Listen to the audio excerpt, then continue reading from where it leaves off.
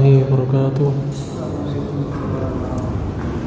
إن الحمد لله نحمده ونستعينه ونستغفره ونعوذ بالله من شرور أنفسنا ومن سيئات أعمالنا. من يهده الله فلا مضل له ومن يضلل فلا هادي له. أشهد أن لا إله إلا الله وحده لا شريك له وأشهد أن محمدا عبده ورسوله لا نبي ولا رسول بعده. يا أيها الذين آمنوا اتقوا الله حق تقاته ولا تموتن إلا وأنتم مسلمون. يا أيها الناس اتقوا ربكم الذي خلقكم من نفس واحدة وخلق منها زوجها وبث منهما رجالا كثيرا ونساء واتقوا الله الذي تساءلون به والأرحام إن الله كان عليكم رقيبا. يا أيها الذين آمنوا اتقوا الله وقولوا قولا سديدا يصلح لكم أعمالكم ويغفر لكم ذنوبكم ومن يطع الله ورسوله فقد فاز فوزا عظيما. أما بعد فإن أصدق الحديث كتاب الله وخير الهدي هدي محمد صلى الله عليه وسلم وشر الأمور محدثاتها وكل محدثات بدعة وكل بدعة ضلالة وكل ضلالة في النار. Kaum muslimin rahimani wa rahimakumullah. Alhamdulillah kita dapat kembali melanjutkan membahas kitab Tauhid karya Syekh Muhammad bin Abdul Wahhab rahimahullahu taala dengan penjelasan utama dari Syekh As-Sa'di rahimahullahu taala. Semoga Allah Subhanahu wa taala mengistiqomahkan kita di atas tauhid sampai diwafatkan oleh Allah Subhanahu wa taala. Sekarang kita masuk pada bab ke-22 yang berjudul Himayatul Mustafa Himat Tauhid wa sadduhu kullu tariqin yusil ila syirki. Penjagaan dari Nabi kita Muhammad SAW terhadap tauhid, di mana Nabi SAW, Nabi kita Muhammad SAW Al-Mustafa yang terpilih oleh Allah Subhanahu Wa Taala sangat menjaga tauhid, dan Nabi SAW juga menutup segala jalan yang mengantarkan kepada kesyirikan. Syekh Sa'di rahimahullah mengatakan dalam kitabnya Al-Qaulus Sadid fi syarhi kitab Tauhid, man ta'ammala nusus al-kitab wa sunnah fi hadzal bab, barang siapa yang memperhatikan dalil-dalil dari Al-Qur'an dan As-Sunnah pada bab ini, dia mendapati nususan katsiratan, dia akan mendapati banyak dalil tahutsu 'alal qiyam bi kulli ma yuqawwi at-tauhid wa yunammihi wa yughazzihi. Dia akan mendapatkan banyak dalil yang memotivasi agar seorang itu menguatkan tauhidnya, mengembangkan tauhidnya. Minal hathi 'alal inabati ila Allah, berupa motivasi agar kembali kepada Allah Subhanahu wa taala, wan hisari ta'alluqil qalbi billahi raghbatan wa rahbah, dan juga membatasi ketergantungan kita, ketergantungan hati kita hanya kepada Allah semata dengan penuh rasa harap dan cemas. Wa quwwatut tama' bi fadlihi wa ihsanih, dan juga penuh dengan rasa tekad, rasa harap yang sangat besar, rasa tamak terhadap karunia dan kebaikan dari Allah Subhanahu wa taala. Wa sa'yu li tahsili dzalika, dan berusaha untuk meraih hal tersebut. Wa ila taharruri min riqqil makhluq wa 'adami at-ta'alluqi bihim biwajhi min al-wujuh awil ghulu fi ahadin minhum, dan juga merdeka dari membudak kepada makhluk, yang menghamba kepada makhluk, tidak bergantung kepada makhluk dengan berbagai macam sudut pandang, atau juga bebas dari yang namanya al-ghulu, melampaui batas terhadap salah seorang di antara makhluk. Wal qiyamut tam bil a'mali adh-dhahirah wal batinah wa takmiluha, Demikian pula berusaha melakukan yang sempurna dengan amalan-amalan yang nampak amalan anggota badan, amalan lisan, atau amalan batin, amalan hati, rasa cinta, harap, cemas, rasa takut, ya, tawakal, wa takmiluha, dan berusaha untuk menyempurnakannya. Wa khususan hasan nusus ala ruhil ibadah wa huwa al-ikhlasu tam lillahi wahdah. Khususnya dalil-dalil menyebutkan motivasi berkaitan ruh dari penghambaan, yaitu keikhlasan yang sempurna hanya kepada Allah semata. Murni benar-benar 100% berusaha mencari ridho Allah semata, tidak terpengaruh sama sekali dalam mencari ridho makhluk, sama sekali nggak ada.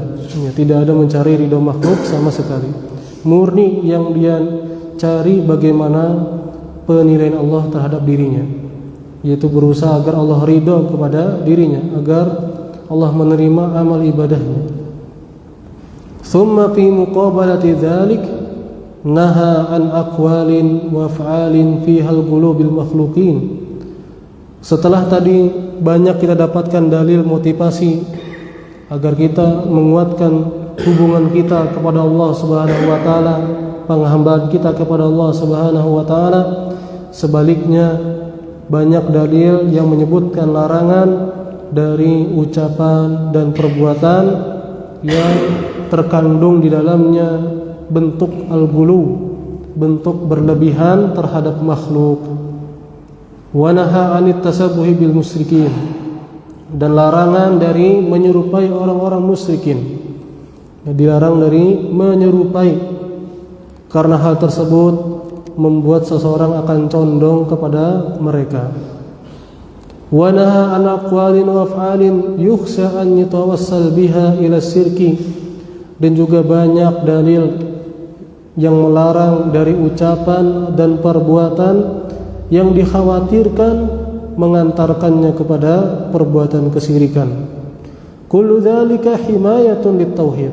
Semuanya itu dalam rangka menjaga tauhid seseorang. Wa nahyun an kulli sababin yusil ila syirk, dan larangan dari segala hal yang mengantarkan kepada kesyirikan. Jadi jalan menuju syiriknya saja sudah dilarang. Ya, jadi batasnya sudah sangat jauh sekali. Menuju kesyirikan sudah dibatasin, dibatasin. Wa dzalika rahmatun bil mu'minin. Hal tersebut sebagai bentuk kasih sayang terhadap orang-orang beriman. Liyatahaqqaqu bil qiyami bima khuliqu lah, agar mereka benar-benar dapat melaksanakan tugas terbesar mereka ketika diciptakan di dunia ini, min ubudiyatillahi adh-dhahirah wal batinah, berupa penghambaan kepada Allah secara nampak, ini amalan zahir, amalan anggota badan atau lisan, wal batinah, demikian pula amalan hati, wa takmiluha, dan juga berusaha untuk menyempurnakannya, litakmula lahum as-sa'adah wal falahu, agar apa? Sempurna kebahagiaan dan kesuksesan, agar seorang benar-benar mendapatkan kebahagiaan dan keberuntungan yang sebenarnya dengan benar-benar 100% sempurna ketergantungannya, ketauhidannya, kehambaannya kepada Allah Subhanahu wa taala. Wa syawahidu hadhil umur katsiratun ma'rufah, dan syawahid perkara-perkara yang menunjukkan hal ini sangatlah banyak sekali, ma'rufah, dan sangat ma'ruf, sangat dikenal. Kita bacakan dalil-dalil yang disampaikan oleh Syekh Muhammad bin Abdul Wahhab rahimahullah akan bab ini. Maka yang pertama yang disebutkan adalah di surah At-Taubah ayat 128. Laqad ja'akum rasulun min anfusikum azizun 'alaihi ma 'anittum harisun 'alaikum bil mu'minina raufur rahim.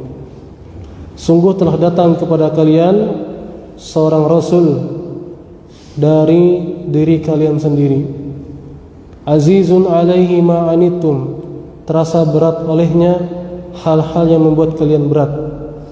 Ya, terasa berat olehnya, oleh rasul ini penderitaanmu. Ya.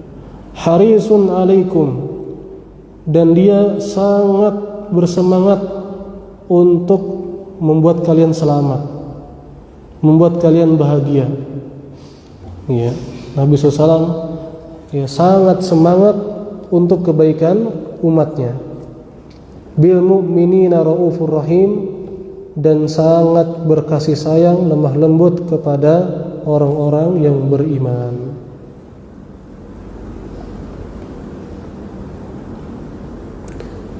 Maka pada dalil ini Allah Subhanahu wa taala mengabarkan kepada hamba-hambanya ala sabil imtinan, kata Syekh Fauzan hafizahullah, sebagai bentuk nikmat, ya, mengingatkan kepada kita nikmat yang luar biasa, yaitu dengan diutusnya seorang rasul. Annahu ba'atha fihim rasulan aziman, Allah mengutus pada mereka seorang rasul yang mulia, min jinsihim wa bi lugatihim, khususnya pada saat itu, yaitu rasul ini adalah orang mereka sendiri yang terhormat secara nasab dan kedudukannya. Ya, bahasanya pun sama sesama mereka. Mereka sangat mengenal orang ini kan seperti itu, akhlaknya, nasabnya mulia, ya. Agar apa, mudah diterima apa yang disampaikan. Benar-benar Allah itu istilahnya men-setting sifat Nabi SAW kepada mereka, agar dia ini memang benar-benar cocok diterima apa yang disampaikan, tidak pantas ditolak. Yasukku alaihi jiddan ma yasukku alaihim. Tadi Nabi ini, Rasul ini sallallahu alaihi wasallam, yang Nabi kita Muhammad SAW punya rasa empati yang luar biasa, ya. Merasa berat apa yang dirasakan, ya, berupa penderitaan oleh kaumnya, penderitaan berupa menghamba kepada berhala. Itu kan kesulitan demi kesulitan yang dihadapi, ya. Wa yudhihim ma yudhihim, Nabi merasa terganggu ketika kaumnya terganggu. Syadidul harsi ala hidayatihim wa husulin nafi lahum, sangat bersemangat untuk menyampaikan hidayah kepada mereka, menyampaikan ilmu, ya, dan juga menyampaikan manfaat untuk mereka. Sebagaimana kita ketahui perjuangan Nabi kita Muhammad SAW dalam dakwahnya, dalam menyampaikan ilmu yang benar, yang dimana itu semua demi kebaikan umatnya sendiri. Beliau rela berjuang mati-matian, gitu ya, dicela, terancam pembunuhan, perang segala macam, hijrah segala macam, ya, demi apa? Demi kebaikan untuk umatnya. Nabi SAW sangat sayang sama umatnya. Harisun alaikum, Nabi kita Muhammad SAW sangat sayang kepada umatnya. Adanya syafaatul uzma, ya, doa yang dikabulkan, doanya hanya untuk umatnya. Ketika di jembatan Shiratal Mustaqim, Allahumma ummati, ya, wahai Rabbku, umatku selamatkan, gitu kan. Ketika di Telaga Kautsar demikian pula, ummati, itu umatku, kenapa diusir, kan seperti itu. Ya, Nabi kita Muhammad SAW sangat sayang, sangat perhatian kepada umatnya, menginginkan kebaikan untuk umatnya, untuk kita semua. Perjuangan demi perjuangan yang luar biasa, ya, perjuangan yang luar biasa, ya, demi kita. Syadidus syafaqati war rahmati bil mu'minin khassatan minhum, khususnya sangat sayang, lemah lembut kepada orang-orang yang beriman. Munasabatul ayat lil bab, maka intinya dari ayat ini, anna hadhihi al-awsaf al-madhkurah fiha fi haqqin Nabi sallallahu alaihi wasallam, penyebutan sifat-sifat yang ada pada Nabi kita Muhammad sallallahu alaihi wasallam, taqtadi annahu anzara ummatahu wa hadzarahum 'anis syirk, di mana di antara bentuk kasih sayangnya yang luar biasa dari Nabi SAW adalah memberikan peringatan dari kesyirikan. Ini di antara bentuk besar, bentuk Nabi sangat peduli kepada umatnya adalah Nabi ingatkan jangan sampai jatuh kepada kesyirikan. Inilah bentuk kasih sayang yang luar biasa. Dan ini dakwah kasih sayang kan seperti itu. Dakwah sakinah, mawaddah, warahmah, ini yang paling utama kan seperti itu.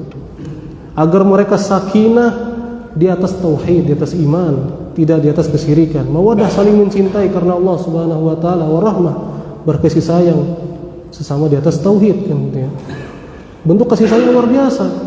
Apalah artinya amal soleh yang banyak, sedekah yang banyak, ibadahnya Masya Allah, umroh haji kah, sholat kah misalnya, sedekahnya Masya Allah, puasanya Masya Allah, tapi masih berbuat kesirikan. Ya, nggak ada artinya semuanya ketika masih berbuat kesirikan. Hangus semuanya kalau meninggal dalam keadaan seperti itu. Na'udzubillah. Jadi ini bentuk diantara bentuk besar kasih sayang Nabi kita Muhammad SAW, apa yang disebut dalam bab ini. Sangat perhatian untuk menjaga batasan-batasan tauhid, jangan sampai jatuh kepada kesirikan, bahkan jalan menuju syiriknya pun sudah ditutup. Ya. Alladzi huwa a'dhamudz dzunub. Kesirikan adalah dosa yang terbesar. Wa li'anna hadha huwal maqsudul a'dham fi risalatihi. Dan inilah inti dari dakwah Nabi kita Muhammad, dan demikian pula para nabi alaihi wassalatu wassalam. Mereka semua inti dakwahnya adalah mengajak manusia agar kembali mentauhidkan Allah Subhanahu wa ta'ala.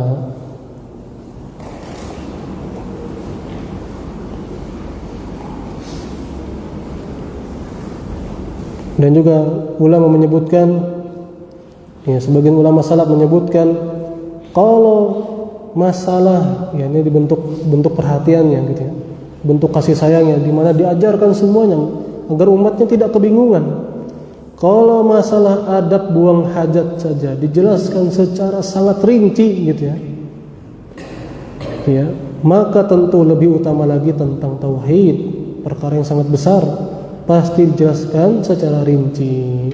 Enggak mungkin ada yang luput. Ya, perkara buang hajat saja rinci, apalagi perkara yang sangat besar seperti ini tentang ketauhidan. Taib, dalil yang selanjutnya, wa an Abi Hurairah radhiyallahu anhu qala Rasulullah sallallahu alaihi wasallam. Dari Abu Hurairah radhiyallahu anhu, beliau berkata, Rasulullah SAW bersabda, la taj'alu buyutakum qubura wa la taj'alu qabri 'idan wa sallu alayya fa inna salatakum tablughuni haitsu kuntum. Rawahu Abu Dawud bi isnadin hasan wa ruwatuhu thiqat. Kata Nabi SAW, jangan kalian jadikan rumah-rumah kalian menjadi kuburan, dan jangan kalian jadikan kuburanku sebagai aid, dan bersalawatlah kepadaku, fa inna salatakum, sesungguhnya salawat kalian pasti akan sampai kepadaku dimanapun kalian berada. Maka di sini Nabi SAW melarang dari menjadikan rumah kayak kuburan. Ini diantara tafsirannya, yang tafsiran utama di sini. Ya, jangan sampai rumah itu kayak kuburan. Ya, nggak ada ibadah di situ, kan nggak boleh ibadah di kuburan kan, seperti itu. Maka jangan jadikan rumah kayak kuburan, sepi dari ibadah, kosong dari ibadah. Ya, dan juga jangan sampai bilang, ayo kita mengingat kematian ke kuburan. Ngapain ke kuburan? Di rumah aja. Kenapa di rumah apa? Kayak kuburan kan? Subhanallah. Ya, di rumah kayak kuburan, subhanallah. Jadi nggak usah ke pemakaman, di rumah aja kita ingat mati. Subhanallah. Enggak ya. Jadi Nabi SAW melarang dari membiarkan rumah tanpa ibadah. Ya.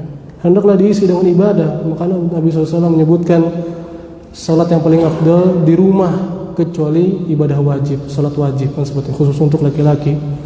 Dan kita berusaha agar ada ibadah sunnah, salat sunnah di rumah kita. Demikian pula dalil hadis tentang setan itu tidak akan setan itu akan lari dari rumah jika di dalam rumah itu dibacakan surah Al-Baqarah. Ya, kita baca surah Al-Baqarah, tidak mesti sekali duduk ya. Ya bisa aja cicil-cicil satu halaman seperti itu. Yang penting apa? Dibaca surah Al-Baqarah. Ada ibadah di situ. Demikian pula ada hadis yang lainnya tentang perbedaan rumah yang isinya ada zikir, ada ibadah istilahnya gitu, dengan rumah yang kosong dari ibadah. Itu kata Nabi SAW seperti orang yang hidup dengan orang yang mati. Ya tadi seperti kuburan, naudzubillah, ketika tidak ada ibadah di dalamnya. Dan makna yang lainnya, sebagaimana kita sebutkan di pertemuan sebelumnya, larangan memakamkan kuburan di rumah atau di pekarangan rumah, di sekitar rumah. Ya, ini dalam rangka menghindari juga, selain dari larangan di sini, dan juga dalam rangka menghindari anggapan-anggapan yang nggak benar. Nanti kan orang bilang itu kuburan keramat tuh, misalnya gitu. Makanya khusus di situ, nggak di pemakaman biasa. Dan juga tujuan lainnya, alasan yang lainnya agar apa? Nanti ahli warisnya mudah untuk menjualnya lagi kalau perlu dijual. Kalau ada kuburannya bingung, ya, orang takutan. Gitu. Ada kuburannya gimana? Gitu, mau beli. Ya. Dan juga dalam alasan yang lainnya agar sang mayit tetap mendapatkan doa dari orang-orang yang ziarah ke pemakaman. Kalau dimakamkan di pemakaman umum, maka dia akan mendapatkan doa. Ya, ketika orang ziarah ke pemakaman kan dia berdoa, Assalamualaikum warahmatullahi wabarakatuh. Gitu. Maka dia akan mendapatkan doa. Tapi kalau di rumah siapa gitu ya? Kecuali jarang-jarang sekali. Ya, jadi sini di antara faedahnya dilarang memakamkan jenazah di rumah atau di pemakaman rumah. Adapun Nabi kita Muhammad SAW, demikian pula ini para nabi ya, secara umum, maka itu pengecualian. Ya, karena para nabi mereka dimakamkan di tempat mereka meninggal. Demikian pula Abu Bakar dan Umar itu pengecualian. Ya, dimakamkan di samping Nabi kita Muhammad SAW.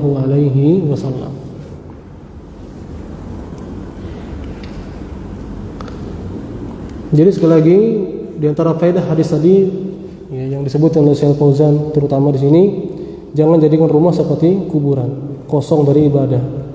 Dan juga li'anna an-nahya 'anis salati 'indal qubur qad taqarrara 'indahum.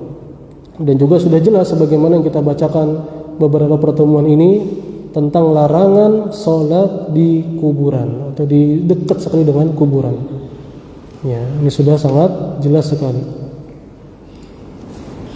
Wanaha, kemudian di antara faedahnya, wanaha an tikrari ziyarati qabrihi wal istima'i indahu ala wajhin mu'tad, dan dilarang dari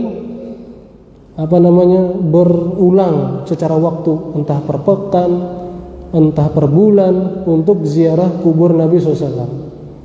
Ya, dan juga berkumpul di situ, ya, dengan bentuk yang berulang-ulang yang sama. Li ajli doa wa taqarrub, dalam niat dengan tujuan berdoa, doanya kepada Allah tapi di kuburan, dan itu ada rutinnya gitu ya. Ini dilarang. Wa taqarrub, dan juga untuk mendekatkan diri kepada Allah dengan baca Quran kah misalnya di situ ya, dengan waktu yang rutin tadi, entah mingguan, bulanan dan seterusnya. Dilarang. Kenapa dilarang? Li'anna dzalika wasilatun ila syirki, karena hal tersebut lama-kelamaan akan mengantarkan seseorang kepada kesyirikan. Wa amara bil iktifa'i an dzalika bi kathrati sholati wassalami alaihi fi ayyi makanin min al-ard. Ketika seorang ingin sholawat kepada Nabi Muhammad SAW, tidak mesti dia harus lewat atau berziarah ke kuburan Nabi. Karena sebagaimana Nabi bilang tadi, ya silakan untuk berbanyak sholat dimanapun kalian berada, karena hal tersebut akan sampai tetap ya, kepada Nabi Sallallahu Alaihi Wasallam. Tidak mesti harus berziarah ke kuburan Nabi SAW. Demikian pada hadis yang lain disebutkan bahwasanya Allah Subhanahu Wa Taala memiliki para malaikat yang berkeliaran untuk menyampaikan salawat kepada Nabi Sallallahu Alaihi Wasallam. Ya. Jadi nggak mesti titip salam, titip salawat ya. Langsung aja salawat aja dari sini gitu. Nah, intinya hadis ini berkaitan yang kita bahas adalah penjagaan tauhid dari kesyirikan, menutup pintu menuju kesyirikan. Jalan menuju kesyirikannya sudah dicegah, di mana kuburan itu tidak dijadikan tempat ibadah, dan juga wanaha, dan juga dilarang dari berkumpul-kumpul secara rutin di kuburannya. Ya, kalau kuburan Nabi saja dilarang, apalagi kuburan yang lainnya. Waliyadil maji ilaih, berulang-ulang datang ke kuburan beliau, karena hal tersebut mengantarkan kepada kesyirikan. Ya.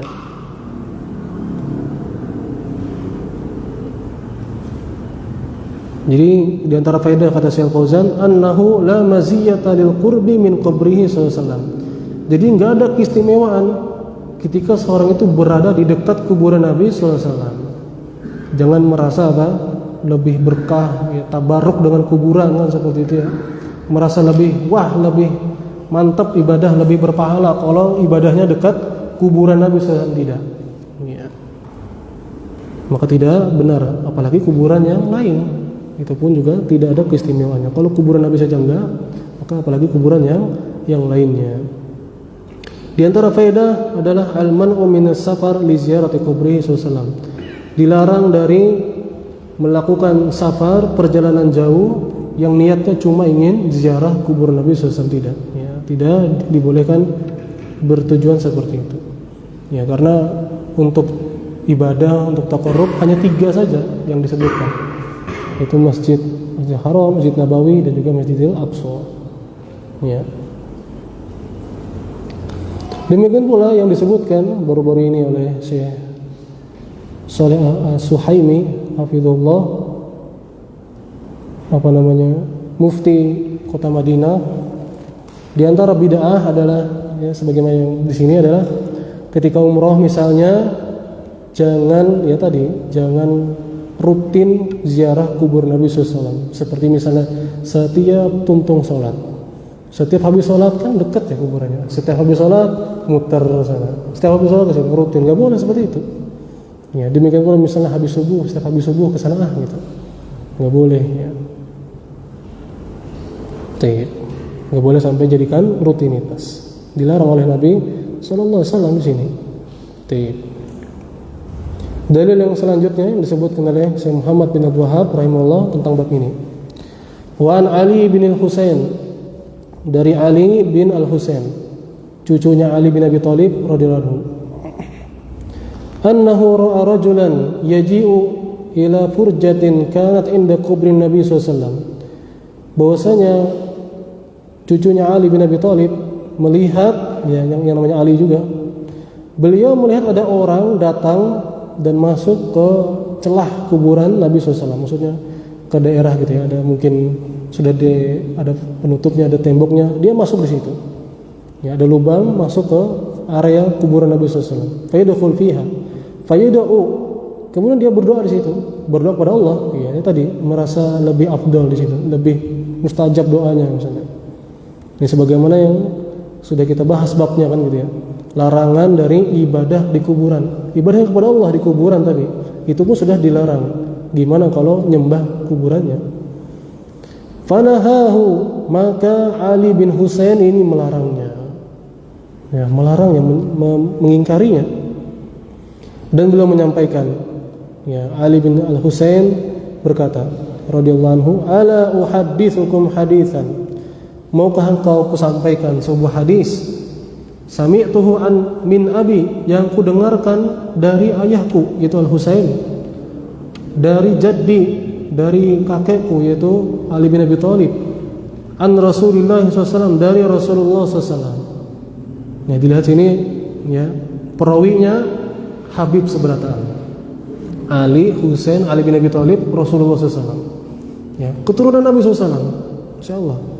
Lihat apa yang disampaikan oleh Habib yang sangat dekat sama Rasulullah. Ya, istilahnya kan Habib ya. Qal la tattakhidhu qabri 'aidan. Ya. Ali, ya, cucunya Ali bin Abi Thalib menyampaikan ucapan Rasulullah SAW, la tattakhidhu qabri 'aidan. Jangan kalian jadikan kuburanku, yakni kuburan Rasulullah SAW, sebagai 'aidan, rutinitas yang sering didatangi tiap waktu tertentu. Wala buyutakum kubura, dan jangan kalian jadikan rumah kalian seperti kuburan. Fa inna taslimakum yablughuni ainama aw haitsu kuntum. Sesungguhnya salam kalian kepadaku akan sampai mau dari manapun kalian berada. Ya, sama seperti hadis yang sebelumnya. Jadi ini penekanan sekali lagi, karena yang menyampaikannya adalah ahlul bait, ya, keluarga atau keturunan Nabi SAW langsung, kan seperti itu. Ya. Jadi sekali lagi intinya dari hadis ini, ya, berkaitan bab tentang pencegahan dari kesyirikan. Maka di sini terdapat larangan dari bersengaja untuk datang ke kuburan Nabi SAW dengan tujuan berdoa di sebelahnya, di dekatnya, doanya kepada Allah. Ya. Maka fa ghairuhu minal kubur min babil aula. maka kuburan selain kuburan Nabi SAW tentu lebih terlarang lagi. Kalau sama kuburan Nabi saja dicegah oleh cucunya Ali bin Abi Thalib kan seperti itu, gimana dengan kuburan yang lainnya? Ya, lianna dzalika naw'un min ittikhadhihi 'aidan, karena hal tersebut termasuk membuat 'aid, yang membuat rutinitas yang terlarang, wa huwa wasilatun ila syirki, dan juga hal tersebut adalah jalan menuju kesyirikan. Nauzubillah. Ya. Jadi dalil-dalil yang beberapa pertemuan ini sangat penekanan tegas sekali ya, tentang jangan jadikan kuburan sebagai tempat ibadah. Itu sangat jelas sekali. Ya, terang benderang kayak matahari di siang bolong. Nauzubillah, masih ada yang berdakwah untuk mengajak untuk ibadah di kuburan kan. Nauzubillah, tabaruk dengan istilah tabaruk misalnya. Nauzubillah. Ya, dengan ucapan-ucapan ulama-ulama tadi, ya, bilangnya ini kalau ada ulamanya kan gitu ya. Dengan riwayat-riwayat ternyata diperiksa nggak genah gitu ya. Ini jelas dalil-dalil yang sangat jelas terang benderang kok ditolak. Kayak nggak lihat nih. Mana dalilnya? Ya, jelas sekali kita bahas beberapa pertemuan ini. Ya, subhanallah. Taib. Di antara faedah kata Syekh Fauzan hafizahullah bahwasanya tujuan syar'i ketika ziarah kubur Nabi sallallahu alaihi wasallam ya adalah salam kepadanya, ya mengucapkan lewat salam aja gitu. Wa dzalika yablughu min qarib wal ba'id, dan sekali lagi, dan tidak bersyarat salam itu harus di kuburan Nabi, enggak juga. Ya, kita di Palangka pun bisa aja tetap salawatnya sampai, salamnya sampai kepada Nabi sallallahu alaihi wasallam. Baik. Di antara tambahan faedah yang disebutkan oleh Syekh Abdul Razak hafizahullah, hal yang menarik dari orang-orang menyimpang, ya begini demikian orang menyimpang ya, dipaksa-paksakan, apa-apa itu dipaksakannya. Naudzubillah. Dan demikian gaya beragamanya orang-orang menyimpang adalah berkeyakinan dulu, beramal dulu, baru dicari-cari dalilnya yang cocok ya. Kira-kira cocok nih, dicocok-cocokin gitu ya. Enggak peduli apa tafsirannya, pemahaman ulamanya enggak peduli dia. Naudzubillah. Di antara di sini disebutkan apa tadi? La tattakhidu qubri 'aidan. Jangan kalian jadikan kuburanku sebagai 'aid yang rutin didatangi. Dipahami oleh mereka apa? Jangan kita ziarah kuburan itu kayak 'aid, cuma 2 kali setahun misalnya, dirancapi lagi gitu. Pemahamannya malah sebaliknya. Ya. Mereka malah memahami apa? Perbanyak lagi ziarahnya, jangan cuma 2 kali kayak 'aid gitu. Nauzubillah ya. Jangan cuma 2 kali kayak 'aid. Itu tapi bilang kayak gitu, la tatakhidu qabri aidan. Jangan kalian jadikan kuburanku seperti id, cuma dikunjungi 2 kali katanya gitu. Justru kita perbanyak lagi. Nauzubillah, ini pemahaman yang jelas-jelas apa? Menyimpang ya. Itu di antara faedah ya. Bagaimana ya pemikiran orang-orang menyimpang demikian, nauzubillah, memaksakan. Kemudian juga disebutkan ya, kalau nggak salah ini dari Ali bin Husain tadi, bahwasanya terhadap Ahlul Bait ya, terhadap Ahlul Bait kita mencintai mereka karena Islam, karena agama. Ya, dengan batasan-batasannya kan seperti itu. Kita memuliakan mereka ya selama mereka yang lurus-lurus tadi. Ya, nilai plus namanya, nilai plus ya. Kalau di Saudi demikian mereka ya. Kalau ketika diketahui ini memang istilahnya zuriatnya Nabi, memang istilahnya Habib gitu ya, istilahnya memang dia keturunan Nabi, kemudian dia beriman, beramal soleh, itu akan dimuliakan. Dia punya nilai lebih ya. Dia punya nilai lebih. Demikian diperintahkan oleh Nabi SAW ya. Jangan apa kata mereka, jangan kalian mencintai kami seperti mencintai berhala. Ini berlebihan sampai menyembahnya. Jangan kalian cinta kepada kami Ahlul Bait seperti cinta orang-orang kepada berhalanya. Itu melampaui batas ya, sampai menyembahnya. Ini dilarang ya. Yang larang langsung tadi ya, kalau nggak salah Ali tadi, Ali bin Al-Husain, cucunya Ali bin Abi Thalib radhiyallahu anhu ya.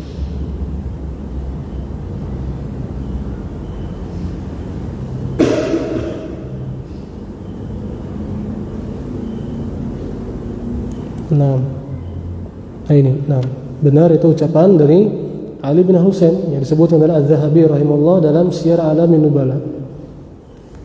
Ya. Wahai ahlul Iraq, ahibbuna hubbal Islam, cintailah kami, ini keturunan Rasul ini, hubbal Islam, ya, cinta karena Allah, karena agama. Apa namanya, batasan-batasannya harus diketahui, ya, dipahami. La tuhibbuna hubbal asnam, jangan kalian mencintai kami seperti orang mencintai berhalanya. Ini sampai berlebihan melampaui batas, ya, sampai menyembahnya.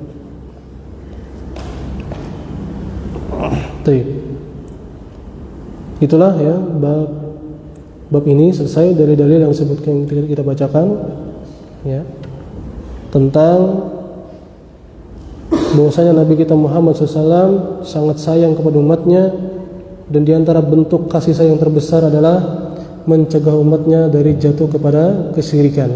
Bahkan jalan menuju syiriknya saja sudah dicegah oleh Nabi SAW. Ya, maka demikian pula kita tiru bentuk kasih sayang kita kepada yang lainnya. Perhatian besar terhadap iman, terhadap tauhid. Jangan sampai orang-orang yang kita kenal, yang kita sayangi jatuh kepada kesyirikan. Kita berusaha untuk menyampaikan dengan ilmu dan dengan cara yang terbaik, dengan cara yang kita kira-kira ini bakal diterima, dengan cara yang kita rasa coba kita di posisi dia, gitu ya. Kayak apa kita maunya diceramahi, istilah kita dikasih tahu tuh dengan cara gimana kalau kita tuh mau enak menerimanya. Maka demikianlah kita lakukan kepada orang kan seperti itu. Iya.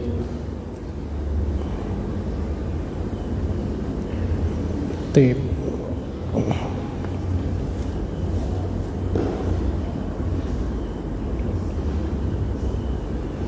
Kemudian terakhir bab yang selanjutnya, ya, sebelum kita tutup, kita bacakan dulu apa yang disampaikan oleh Syekh As-Sa'di rahimahullah. Bab yang selanjutnya, bab ke-23, 23, dalil-dalil yang menunjukkan bahwasanya anna ba'da hadil ummah, bahwasanya sebagian dari umat Islam ini akan menyembah berhala.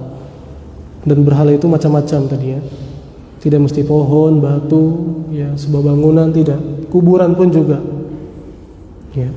Kata Syekh As-Sa'di rahimahullah, maksud hadis tarjamah, inti dari bab ini adalah al-hadr min asy-syirki wal khaufu minhu, adalah hendaklah kita waspada dan khawatir jatuh kepada kesyirikan. Karena Nabi sebutkan demikian, akan ada dari umat Islam ini yang akan menyembah berhala. Maka jangan kita merasa aman. Jangan kita merasa aman. Oh, kita sudah jadi Islam, tidak mungkin jatuh kepada kesyirikan. Enggak. Ya, nanti kita akan dapatkan dalil-dalil yang menyebutkan bahwasanya akan ada dari umat Islam ini yang dia jatuh kepada kesyirikan. Oleh karena itu kita harus menjaga, berusaha untuk istiqomah. Qul amantu billahi tsumma istaqim, kata Nabi SAW. Katakanlah beriman kepada Allah dan istiqomahlah. Ya. Wa annahu amrun waqi'un fi hadhihi ummah la mahalata. Bahwasanya perkara tersebut adalah realita yang akan terjadi pada umat Islam ini, tidak dapat dipungkiri. Bantahan, jadi ini bantahan bagi orang yang menyangka ketika seorang mengucapkan la ilaha illallah, memahami tauhid, mengamalkan tauhid sebagai seorang muslim, gitu ya, bahwasanya dia akan menjadi muslim terus sampai meninggal dunia. Enggak, ya. Enggak akan berbuat hal-hal yang membuat dia keluar dari Islam, menghancurkan tauhidnya, seperti istighosa kepada ahlu kubur, berdoa kepada penghuni kubur dengan istilah tawasul, bukan ibadah katanya. Maka ini kebatilan, anggapan yang batil. Ya, jadi sekali lagi tujuannya agar kita menjaga tauhid kita. Makanya kita di antara yang harus kita perhatikan adalah terus membahas tauhid ini dalam rangka menjaga kita sendiri. Kita murojaah kan seperti itu, meskipun kita sudah mempelajarinya. Jangan kita merasa sudah cukup, karena Nabi kita Muhammad SAW pun terus mengingatkan umatnya dari syirik sampai menjelang wafatnya. Gak ada Nabi beranggapan sudah cukup, gin. Ulun hendak menyampaikan ke bahaya syirik, tapi kayaknya sudah cukup ya. Sahabat sudah banyak, sudah paham aja semuanya. Gak ada. Nabi tetap sampaikan. Demikian pula para sahabat, gak ada mereka yang nyeletuk gitu ya ketika disampaikan peringatan dari syirik. Gak ada para sahabat yang nyeletuk syirik pulang. Tahu kami syiriknya. Kalau sudah diingatkan lagi kan paham dah kami, nggak ada kayak gitu. Ya. Mereka tetap dengar, menikmati gitu, apa yang diingatkan oleh Nabi sallallahu alaihi wasallam. Ya.